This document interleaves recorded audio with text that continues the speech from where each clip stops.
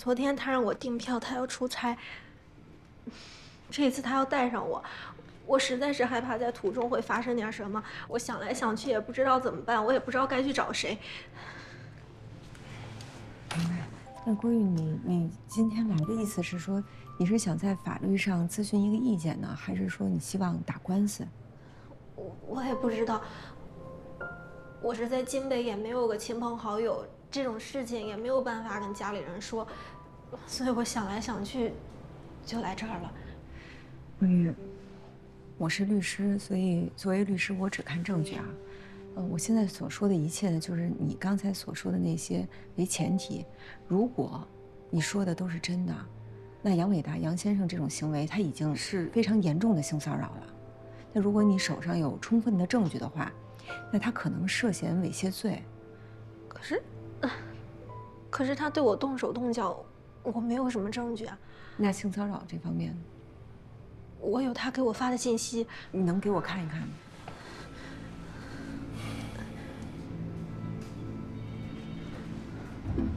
啊，你先喝点水。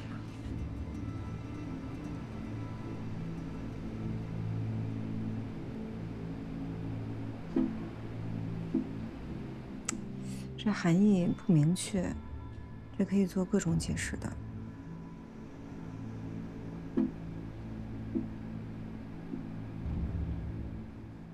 如果以现在这个为证据来告他性骚扰的话，肯定是不够的。那这怎么办呀？他做这种事情也不可能当着别人的面做呀。这就是职场性骚扰的面临的一种困境了。因为第一呢，他就举证比较困难。如果你没有留有当时的这种文字录像或者是录音的话，就很难去证明他的这种行为。第二就是参考之前的类似案件，多数都是以赔礼道歉就了事儿了。第三就是，面对这样的事情，其实受害者最后受到的这种损失，可能还会比加害者要大。你能明白我的意思吗？罗律师，您的意思是让我就忍着算了，是吧？哦，那不，我不可能，我没有那个意思。那您的意思是？我这样，郭玉，要不然你先在这儿坐一会儿，然后我出去一趟，我马上就回来，好吗？你等一会儿我啊。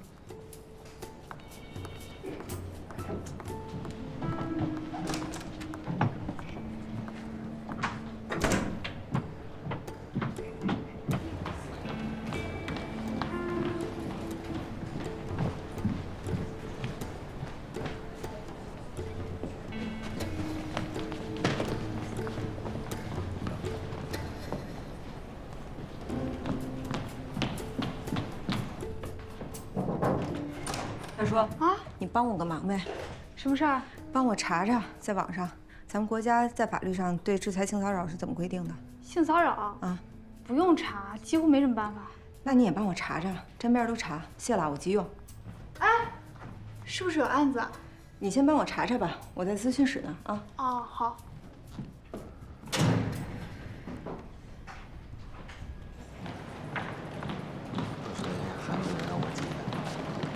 证据不充分，回去重找。2前后语数，他说我写的像小作文就是原话，他跟我说的，他说你写的这个让法律觉得你有表演成分。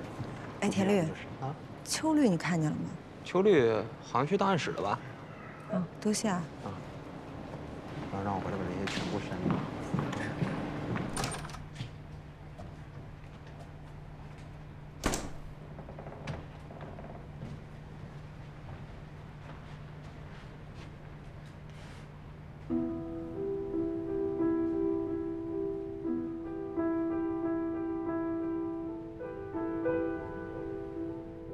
韩主任，你别这样。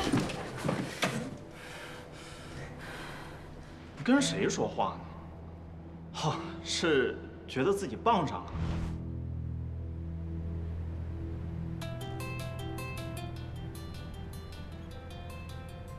哎，方律师，哦，好的，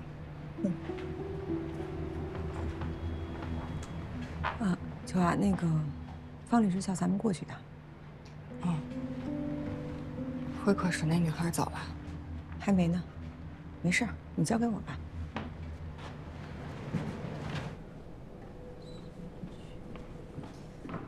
进来，方律，来，英子坐。你和民商银行那个案子啊，情况有些不妙啊。怎么了？刚刚接到法院的通知，下周就要进行证据交换，也就是说，这个案子要开庭了。民商银行那个律师陈硕没起什么好作用。银行案在离婚案以前开庭，并形成判决已成定局，这对于我们来说是非常不利的。我今天喊你来呢，我就是想问问你，到底要不要向公安举报刘明诈骗？这可是你保住房子的最后机会了。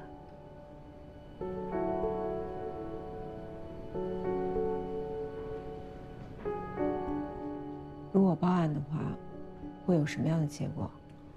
公安可能立案，也可能不立案。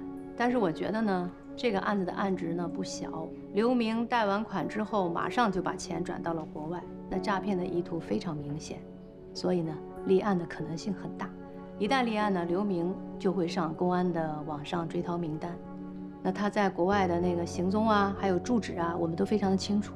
公安把他追回来的可能性不是没有。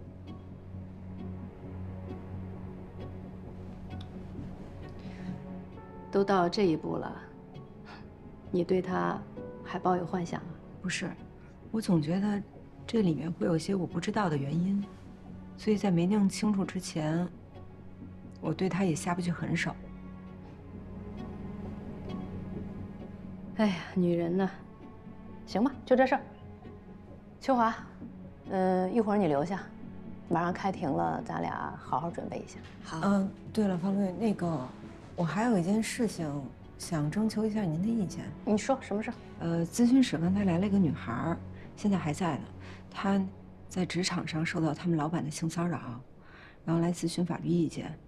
她是想打官司吗？不知道，她也是，就是不知道该怎么办，也不知道该去问谁。作为律师呢，不能挑唆，你就把法律上的有关规定、法规，你就给她解答了，就算完成她的咨询。既然她来咨询我们，我们就从保护她最大的利益的角度出发吧，何为上吧。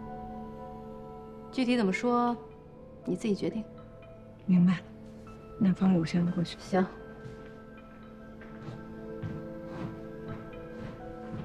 京北市第13届人大常委会上通过了一项草案，那里边有具体的规定。按照那个规定，杨伟达对你的行为绝对可以定义为性骚扰。再说从名誉权出发，《民法通则》第101条和第120条规定，公民享有名誉权，公民的人格尊严受法律保护，禁止用诽谤、侮辱等方式损害公民的名誉。公民有权要求停止侵害、恢复名誉、消除影响、赔礼道歉，并且可以要求赔偿损失。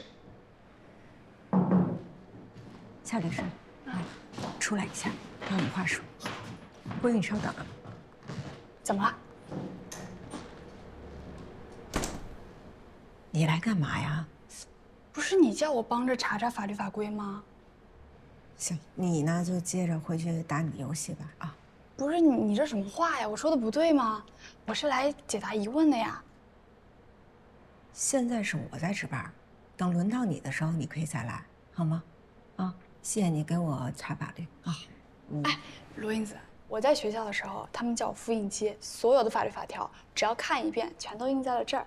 以后你要查什么，直接问我就行，我都不用看书。行，好的。那个这个案子我们一块儿打呀。哪有什么案子呀，姑奶奶，你赶紧回去。性骚扰，你快回去吧，我忙着呢啊。哎，郭律师，哎，你坐，郭玉。你这个水都凉了吧？来，我给你换一杯啊。罗律师，您不知道这件事情我犹豫了多久。要不是因为要跟他出差，我也不会来这儿的。我总觉着自己是在恩将仇报。要不是因为杨总的基金会，我可能还在农村干活，说不定能嫁人生孩子。郭玉，你千万别这么想。就算是他们基金会资助了你上大学，但是他也没有权利这样的对待你。在这件事情上肯定是他做错了。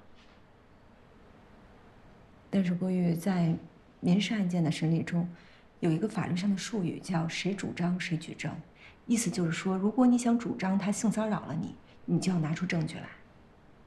我手机短信就是证据啊！我知道，我也看了，但是这个短信的证明力，在法庭上是很薄弱的，它可以做多种解释。所以，如果你真的想告他性骚扰了你，那你就要拿出更确凿的证据。那这有什么证据啊？他做这种事情也不可能当着别人面做呀。所以，就以现有的证据来看，如果真的走到诉讼阶段，在庭审上是很难被认定的。可是他明明发生过呀。郭玉，惹不起咱躲得起。老家那边好找工作吗？罗律师，您是京北人吗？我不是，我是山东人。那您为什么不回山东工作呢？对不起啊，郭玉，我也不是那个意思，要不就当我没说吧。那他现在让我帮他订票，后天要出差，我现在该怎么办呀？要不你去趟医院，开一个假的假条，咱先躲过这一回再说呢。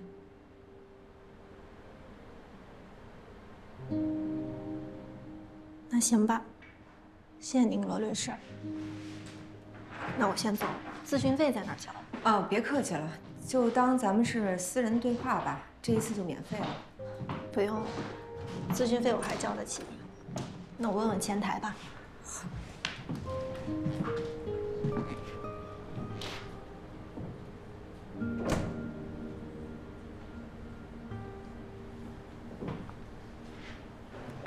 哎，小张你吃，挺好。哎好好，你吃你好，里面请。就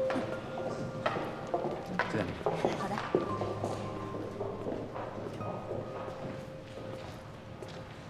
刚才啊，觉得聊得挺好的啊。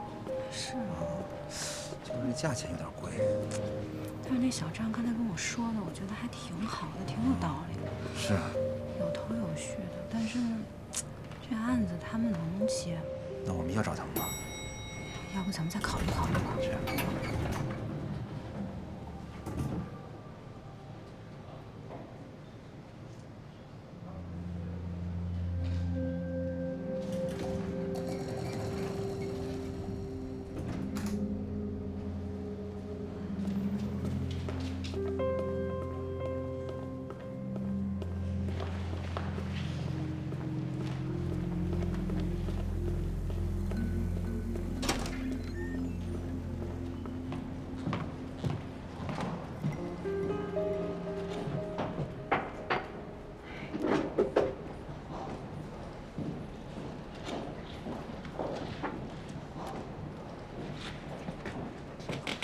那女孩呢？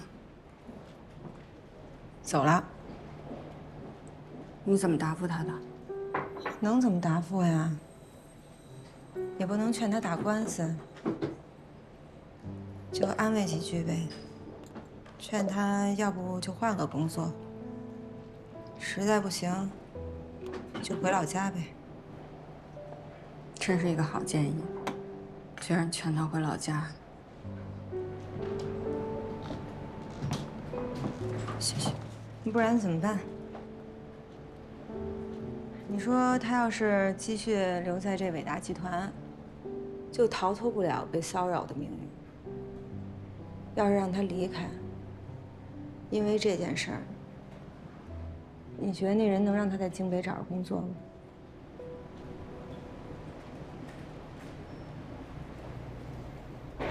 不好了，不好了！有个女孩在楼梯间摔了，快去看看是不是咱们的人啊！快走走。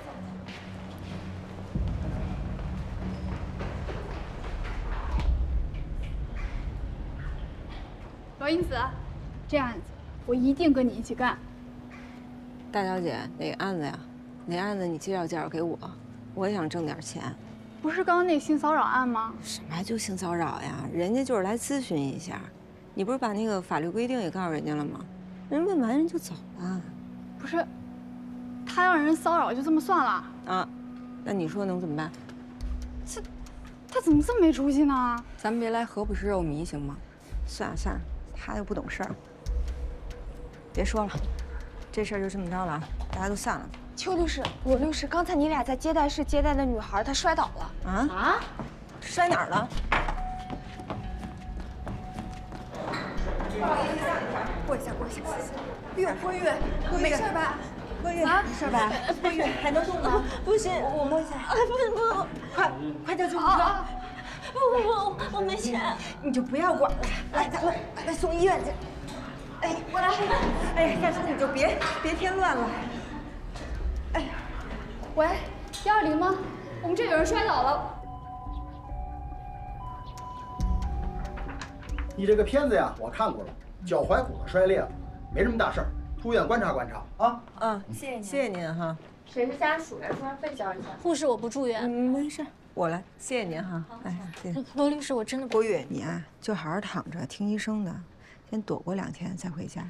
罗律师，我真的不住院。哎，我就回家就行了。你别动了，你现在这样，你把这……还是我去交住院费吧。刚刚我去交过诊疗费，我知道在哪儿交。郭玉，你就好好躺着。既然你委托了我们，你就是我们当事人，我们肯定会对你负责的。哎，夏叔，夏叔，你等一下，你就躺。你先别着急。职场规矩，你知道吧？什么规矩？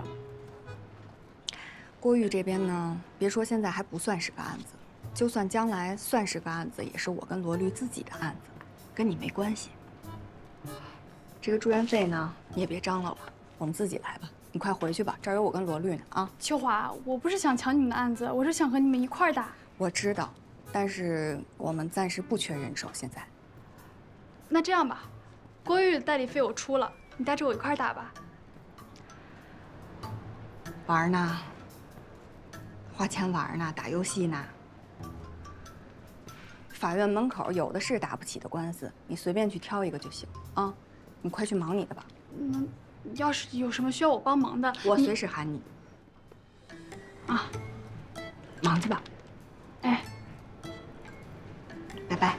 拜拜。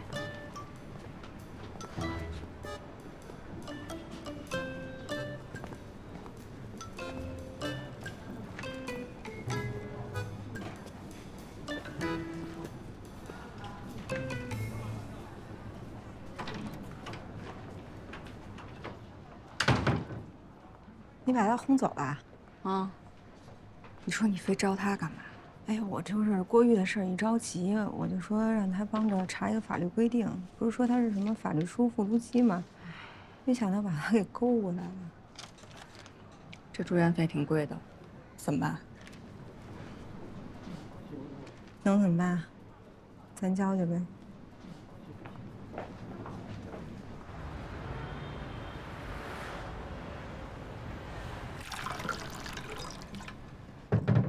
郭玉，你现在行动不便，有人照顾你吗？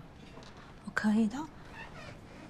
罗律师，我加您个微信吧，我把诊疗费给您。这些钱，这些钱我还是有的，我就加您个微信吧，我把钱转给您。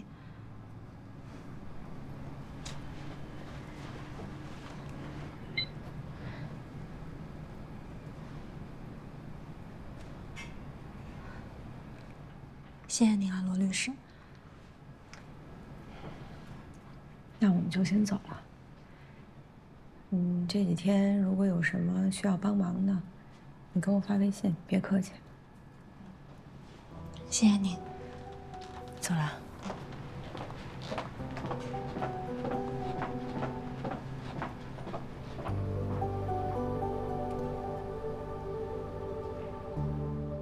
退一万步讲，就算是你真有证据，就算是我们能给你告赢这场官司，又能怎样？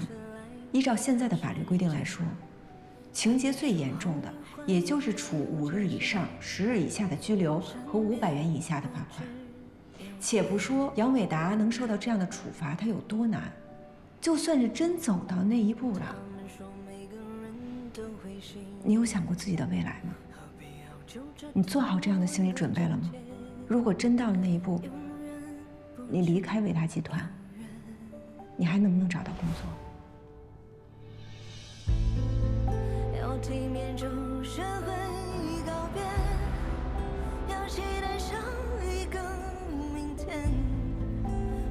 着头空心的缺，居然连一个从农村出来的女大学生，遇到这种事儿，都不知道自己该怎么去解决。这种事儿呢，别说人家媒体打官司的事儿，就算是提了，作为律师，你也要往西宋的方向去引导。关键是啊，这种性骚扰的案子没法打，就算打赢了，也没有什么结果，受害者往往会受到2次伤害。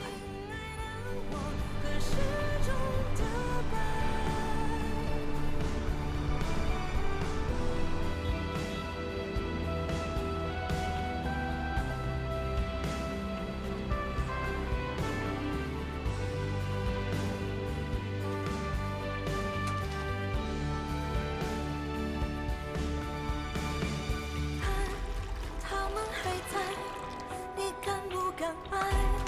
释怀出来，昨天的眼泪早已风干，早有答案。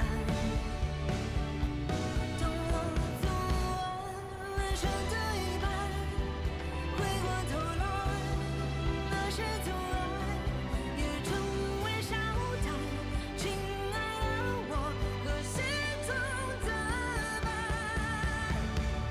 去年未来。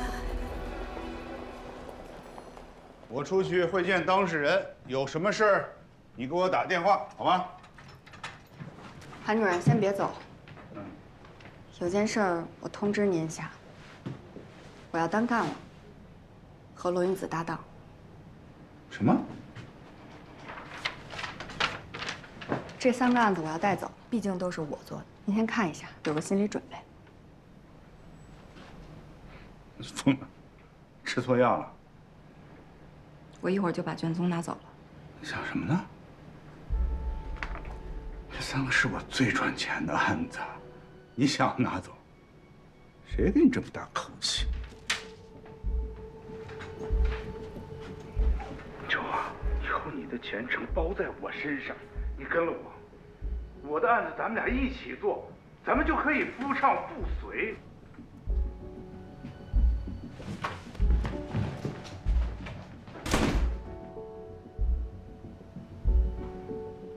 你居然跟我录音，你想干什么？我只要我的案子，协议虽然都是你签的，可活儿都是我干的，这是我的劳动成果。秋华，你就是一个白眼狼。如果没有我，就凭你怎么进大所？怎么会有案子？怎么能转职业？居然给我录音，想干什么？啊，想公开？告我吗？好，随便，你去告啊！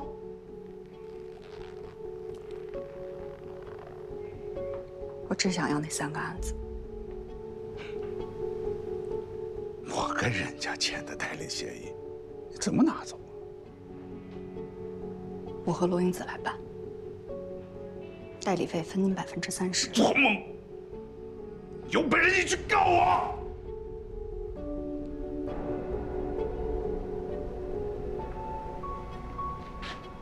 韩主任，我要是真把您告了，您承受不起的。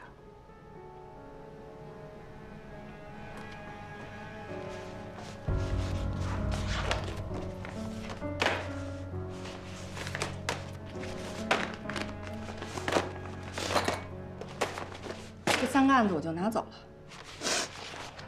哦，对了，梁律跳槽了，他的办公室以后就归我和罗英子，所以从明天开始，我就不来您这儿上班了。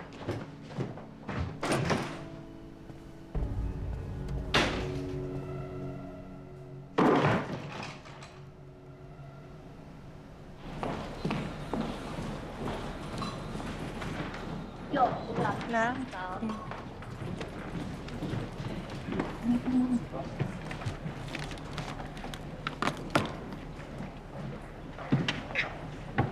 英子啊，以后咱们不在这儿办公了。出什么事儿了？没出什么事儿。你看那屋，梁律跳槽了，以后那屋就归咱俩。能成吗？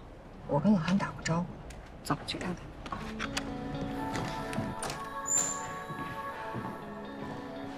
哎，我说可以哎，我说，哎，不错啊，哎，这电脑也是咱们的，嗯，行，这电视也是咱们的，当然了，可以。朝东，你知道朝东意味着什么吗？嗯，发财，有点意思。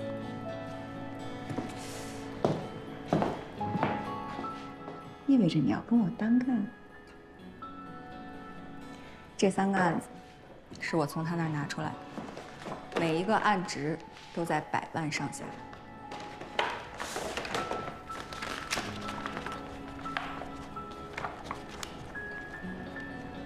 不是这上面签的他的名儿啊，他肯吗？他不肯不行啊，而且这上面也签了我的名字。我跟他说了，这3个案子我要拿出来打，代理费分他30%，你跟我一起啊。我算了，我看他的名儿我就嫌恶心。哎，对了，那个魏总打电话过来了，他说啊，让咱们跟他朋友，说让咱们和他朋友约着见面。咱自己有案子了。我去把我东西拿进来。嗯。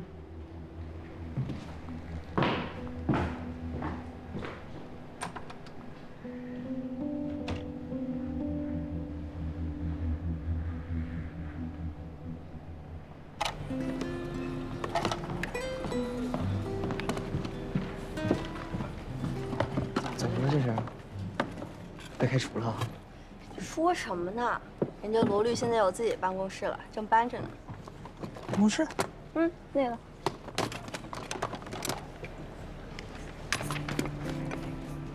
升职了？我帮帮你吧，要不？不用，我自己能行。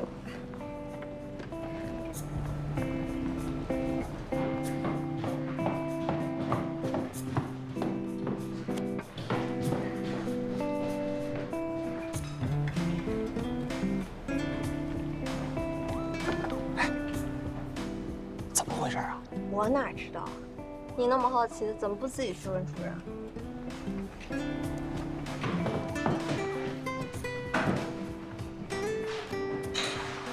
我放在那个框框。这个？嗯，就那边。行。这总算也是有自己单独的办公室了。怎么单独呢？这不还有我呢吗？早晚也把你给听出去。哇，有新办公室啦！哎，给你们带吃的了。你这又是干什么呀？还挺好的。罗英子啊，我也搬过来一起来。姑奶奶了，我叫你姑奶奶行吗？啊，你就别在这儿添乱了。啊，你看我们这办公室有转身的地方吗？您一合伙人那么大一办公室，你跟我们这儿挤着干什么呀？我一个人太无聊了，我想跟你们一起嘛。啊，无聊啊？我给你出个主意。什么？来，我跟你说啊，你呢，给你爸打个电话，然后呢，让他给你雇一阿姨陪你玩啊，去吧。啊，不是，那个案子，什么案子？没有。你看吧，都是你惹出来的好事儿。来，不吃，不吃也得吃。你啊，你这个对人家夏叔这个偏见有点太明显了啊。我对他没有偏见，只是单纯的不喜欢。嗨，人家只不过就是有个好背景，心眼儿还是不坏的。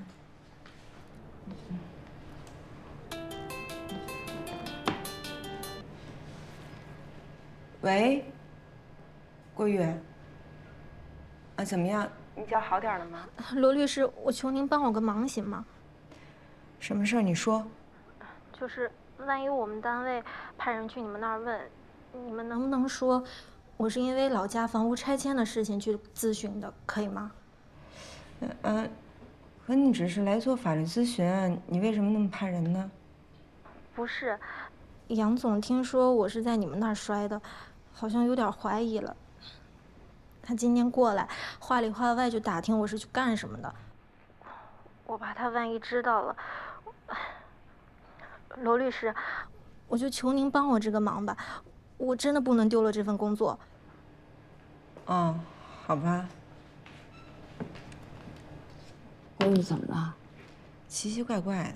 哎，你说，他明明就是受害者，却把自己弄得跟贼似的，不敢说不敢动，生怕被人抓着。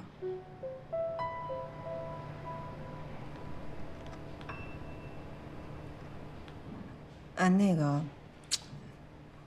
咱们抓紧时间吧，啊，做好准备。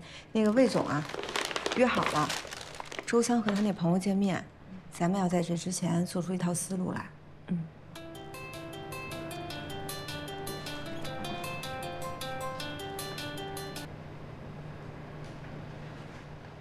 喂，您好。哦，我是，您是？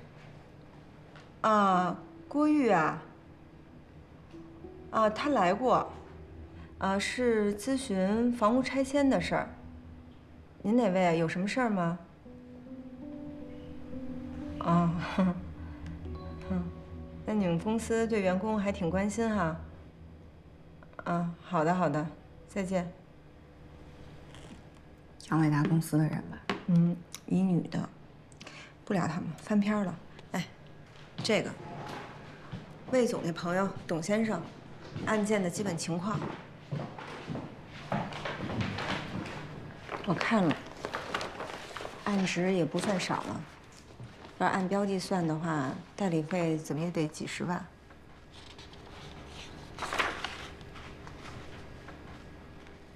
你怎么了？没怎么样。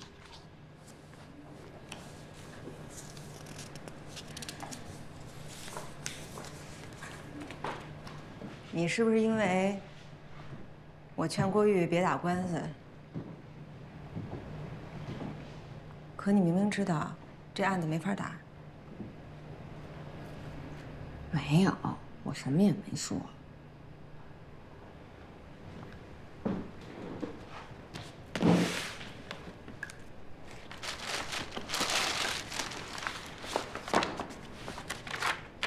我太理解这个郭玉了。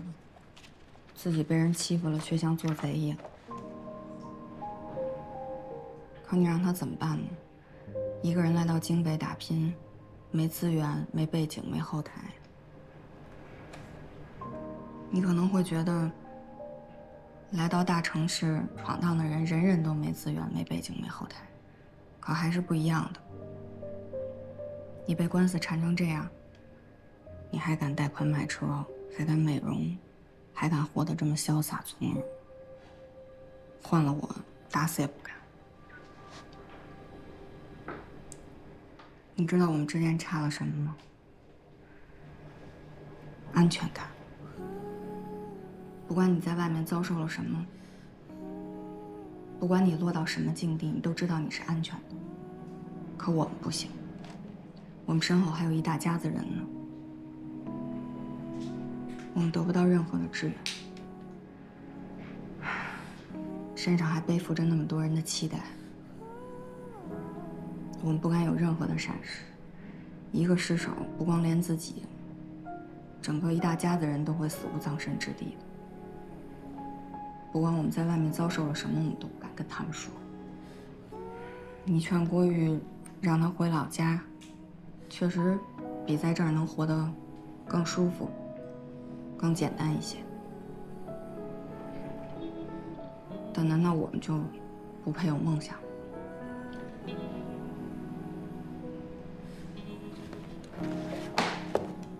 我没那个意思，我只是不知道该怎么办了，我也不知道怎么劝他。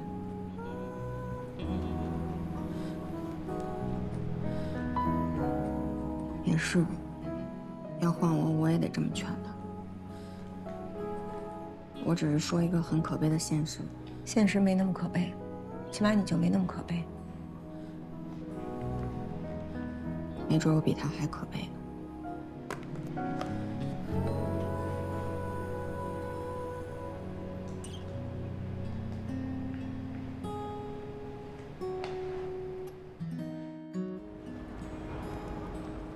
你好，我是罗英子。哦，罗律师，我姓邱。邱律师，快来，请坐，请坐，请坐。好。哎呀，辛苦你们俩了。没关系。这老魏呢，是我多年的合作伙伴，是他向我极力的推荐你们。你们发过来这个代理思路呢，我也看了，很好，很有见地，很有想法。我们公司的法务跟你们比起来，那不仅仅是业务水平上的问题，更重要的是你们这种负责任的精神，让我很欣赏。谢谢。但是呢，想必你们也知道，我们公司是上市公司。上市公司凡是有重大事务，必须通过董事会来决定。不过你们也放心啊，我会尽快的把你们的个人资料和一些相关材料提交给董事会。只要通过董事会，我马上就跟你们签合同。同时呢，我还有个想法，这次不仅仅是这个案件的问题，同时我也准备把我们的法务交给你们来打理，怎么样？没问题，董先生。好。那是这样，我们还有一些问题需要跟董先生讨论一下。好，来。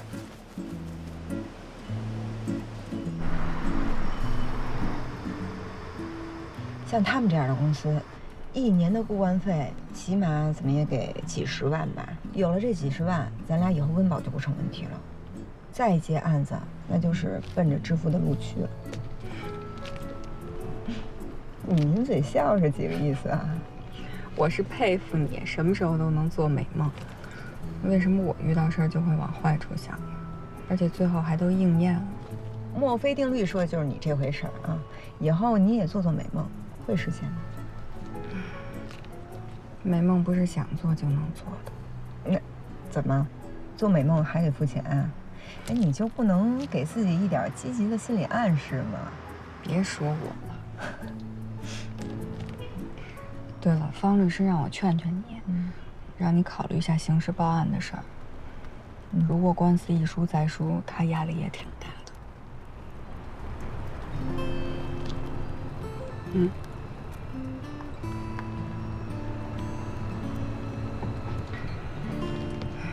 看来你们是真爱过呀。真爱过吗？自从他突然跑了，这个问题我就觉得自己弄不清楚了。哎，但秋海，你想想，在这件事儿上，温丽是绝对脱不了干系的。如果我告了刘明，就会打草惊蛇，温丽一定会立刻想办法脱身。放过他，那我是最不甘心的。但我觉得你也得替方力宏想想，他在你身上连输2个官司，他对你会不满的。不，墨菲定律，我不会输那么多官司的。方力宏一定会对我很满意，很满意。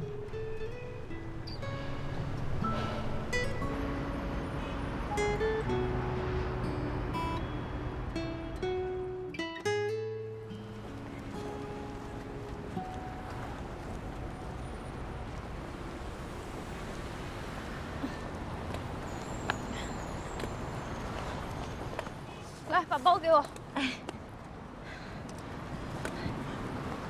你腿都这样了，你怎么还来上班呢？哎，不上班没人发工资。老板在吗？不是出差了吗？还没回来呢。一会儿有几个客户可能出去开个会，如果晚回来的话，你提醒我记得打一下卡。哦，知道了，去吧。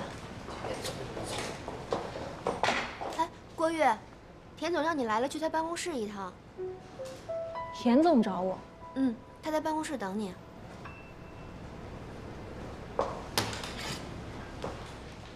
这件事情我是知道的。田总，您找我？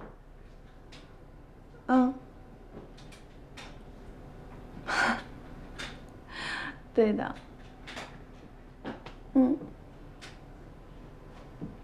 行，那咱们就先这样。嗯。我这儿有点事儿，我先挂了。啊。啊，好。嗯，回见啊。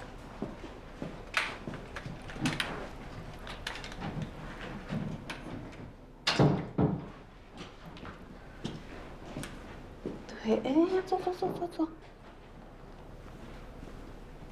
还疼吗？不疼。哎，我的朋友给我拿了新茶，我很喜欢喝。哎，你尝尝，看你喜不喜欢。谢谢田总。没事。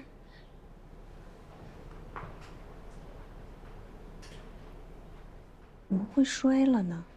哦，我听说是在律师事务所门口摔了一跤。你怎么会去找律师啊？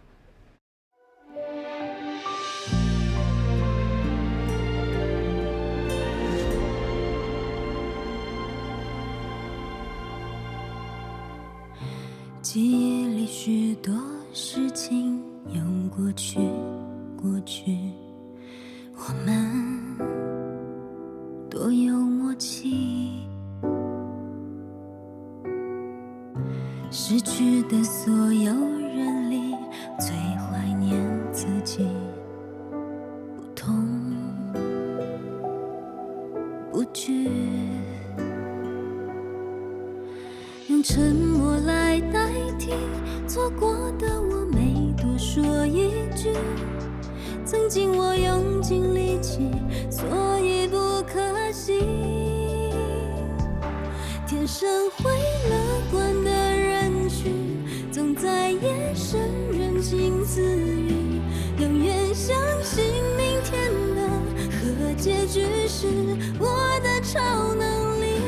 为一个劫翻山越岭，走很远才惊觉已过去。雨过天晴，怎么算公平？歇斯底里的事，离开不必非要证据。曾经我用尽力气，所以不可惜。错过你也成为风景，没做好有什么要紧？若世界显得拥挤，踉跄步履，我依然独行，用热泪等执着回应，找回那个完整的自己。我会爱我，再计算公平。我会爱我，再计算公平。